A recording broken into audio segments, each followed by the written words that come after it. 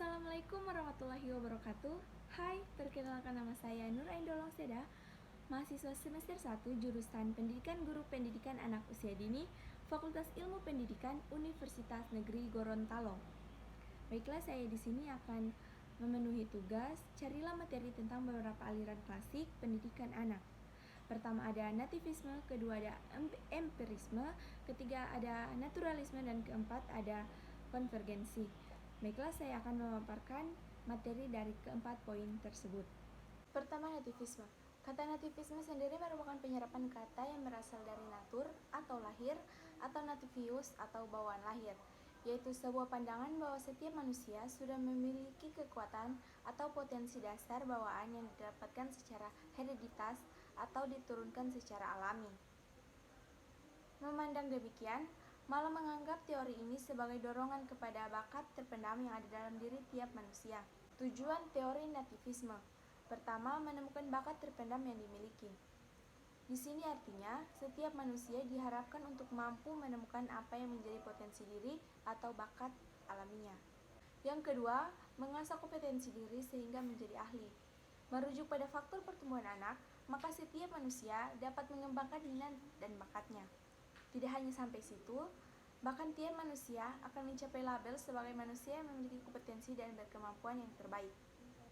Yang ketiga, memotivasi tiap individu untuk menentukan sebuah pilihan dengan keyakinan pembawaan yang dipaparkan, maka setiap manusia diharapkan mampu berkomitmen dan bertanggung jawab terhadap segala sesuatu yang menjadi pilihan dalam hidupnya. Penilaian kelemahan dari konsep teori nativisme dan psikologi. Jika pada subtujuan teori nativisme dalam pendidikan dan perkembangan manusia, kita bisa melihat keunggulan dari aliran ini, maka teori ini mengandung kelemahannya. Ini bisa dilihat bahwa pada teori nativisme, sifat dan karakter manusia sudah tidak bisa lagi diubah walaupun kita berupaya mengubahnya. Kemudian, hal ini dikarenakan sifat-sifat tersebut sudah merupakan turunan secara genetis atau diwarisi dari orang tuanya. Selain itu, konsep nativisme juga seolah-olah memandang pendidikan dari luar sebagai sesuatu yang bersifat pesimistis. Ada 3 faktor utama yang dianggap berpengaruh dalam perkembangan manusia, yaitu 1. Faktor genetik. Faktor hereditas atau genetika yang diwariskan dari kombinasi kedua orang tuanya, sehingga ketika anak dilahirkan, mereka akan memiliki bakat dari ayah dan ibunya. Ada banyak sekali contoh yang bisa kita temui dalam keseharian kita. Misalnya saja, seorang guru yang dilahirkan dari orang tua yang berprofesi sebagai guru. Yang kedua, faktor kemampuan anak. Faktor ini bersumber dari kemampuan anak tersebut menggali minat dan bakat yang dimilikinya. Jika anak tidak memiliki motivasi atau tuntutan untuk menemukan bakatnya, atau tidak dibantu untuk menemukan apa yang menjadi minat dan bakatnya, tentu ia akan sulit apa yang menjadi potensi dasar dirinya. Contohnya adalah seorang anak yang tertarik untuk mengikuti klub futsal untuk mengembangkan bakat fisiknya. Yang keempat, faktor pertumbuhan anak. Tidak terlalu berbeda dengan sebelumnya, faktor pertumbuhan ini mengacu pada dorongan setiap anak untuk mengetahui apa yang menjadi minat bakatnya dalam setiap fase tumbuh kembangnya. Dengan demikian, si anak akan bereaksi atau memberikan respon terhadap apa yang dilakukan guna mengembangkan kemampuan dirinya. Kesimpulan dari teori nativisme. Aliran nativisme merupakan sebuah teori yang menyatakan bahwa kesuksesan proses penerimaan ilmu pengetahuan manusia ditentukan secara hereditas atau oleh individu itu sendiri. Yang kedua, empirisme. Istilah empirisme diambil dari bahasa Yunani yaitu emperia, yang berarti coba-coba atau pengalaman. Sebagai doktrin, empirisme adalah lawan rasionalisme. Oleh karena itu, adanya kemajuan ilmu pengetahuan dapat dirasakan manfaatnya, maka pandangan terhadap filsafat mulai merosot. Ilmu pengetahuan besar sekali manfaatnya bagi kehidupan. Kemudian beranggapan bahwa pengetahuan yang bermanfaat pasti dan benar hanya diperoleh lewat indera atau empiri.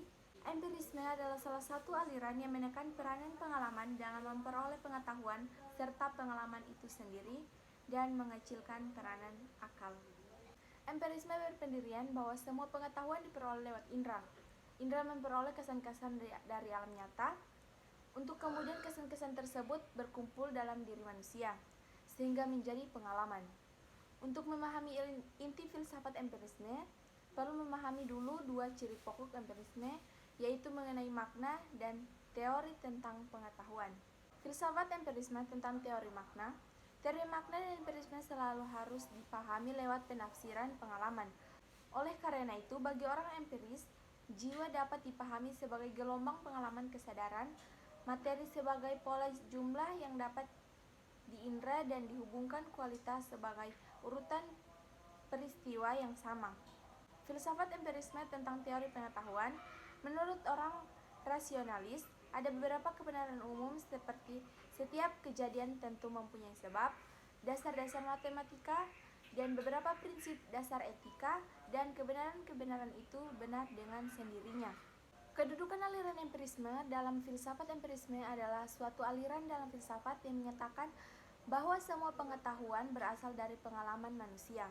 Adapun kekurangan empirisme menurut positivisme bahwa empirisme belum terukur. Yang ketiga, naturalisme. Naturalisme mempunyai pengertian, yaitu dari segi bahasa. Naturalisme berasal dari dua kata, yakni natural atau alami dan isme atau paham. Aliran filsafat naturalisme disebut sebagai paham alami. Maksudnya adalah bahwa setiap manusia yang terlahir ke bumi pada dasarnya memiliki kecenderungan atau pembawaan yang baik, dan tak ada seorang pun yang terlahir dengan pembawaan yang buruk. Secara garis besar, dapat diartikan bahwa filsafat naturalisme merupakan hasil berlakunya hukum alam fisik dan terjadinya menurut kodrat atau menurut watak sendiri.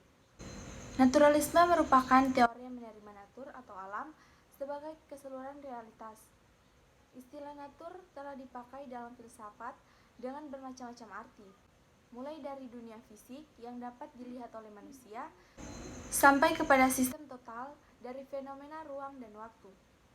Natur adalah dunia yang diungkapkan kepada kita oleh sains alam. Istilah naturalisme adalah kebalikan dari istilah supernaturalisme, yang mengandung pandangan dualistik terhadap alam dengan adanya kekuatan yang ada atau wujud di atas atau di luar alam.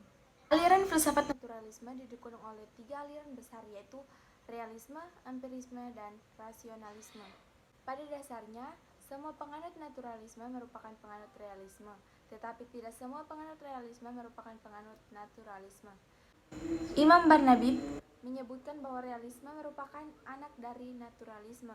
Oleh karena itu, banyak ide-ide pemikiran realisme sejalan dengan naturalisme. Terdapat 5 tujuan pendidikan paham naturalisme yang sangat terkenal, yang diperkenalkan oleh Herbert Spencer melalui esai-esainya yang terkenal berjudul Ilmu Pengetahuan Apa yang Paling Berharga. Kelima tujuan itu antara lain sebagai berikut. Pertama, mengamankan kebutuhan hidup. Yang kedua, meningkatkan anak didik. Yang ketiga, memelihara hubungan sosial dan politik. Yang keempat, menikmati waktu luang. Dan yang kelima, pemeliharaan diri. Yang keempat, konvergensi. Aliran konvergensi merupakan gabungan dari aliran-aliran nativisme dan empirisme. Aliran ini menggabungkan pentingnya hereditas dengan lingkungan sebagai faktor-faktor yang berpengaruh dalam perkembangan manusia. Tidak hanya berpegang pada pembawaan, tetapi juga kepada faktor yang sama pentingnya, yang mempunyai andil lebih besar dalam menentukan masa depan seseorang. Analisis aliran konvergensi. Karakteristik aliran pendidikan konvergensi. Karakteristik aliran pendidikan konvergensi ini berpendapat bahwa di dalam perkembangan individu itu baik, dasar atau pembawaan maupun lingkungan memainkan peranan penting. Karena itu, teori William Sturm disebut teori konvergensi atau konvergen, artinya memusat ke satu titik. Jadi, menurut teori konvergensi, 1. Pendidikan mungkin dilaksanakan. 2. Pendidikan diartikan sebagai pertolongan yang diberikan lingkungan kepada anak didik untuk mengembangkan potensi yang baik dan mencegah berkembangnya potensi yang kurang baik.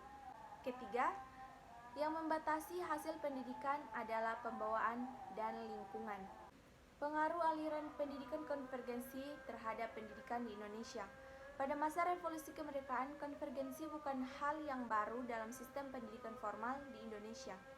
Kesimpulan dari teori konvergensi, Teori ini dapat disimpulkan bahwa teori ini berasal dari suatu gabungan dari teori empirisme dan teori nativisme. Pada aliran konvergensi ini disebut menggabungkan faktor pembawa dari lahir dan dengan lingkungan. Faktor-faktor berpengaruh dalam perkembangan manusia, baik faktor pembawaan maupun faktor lingkungan yang sama-sama mempunyai peran yang sangat penting.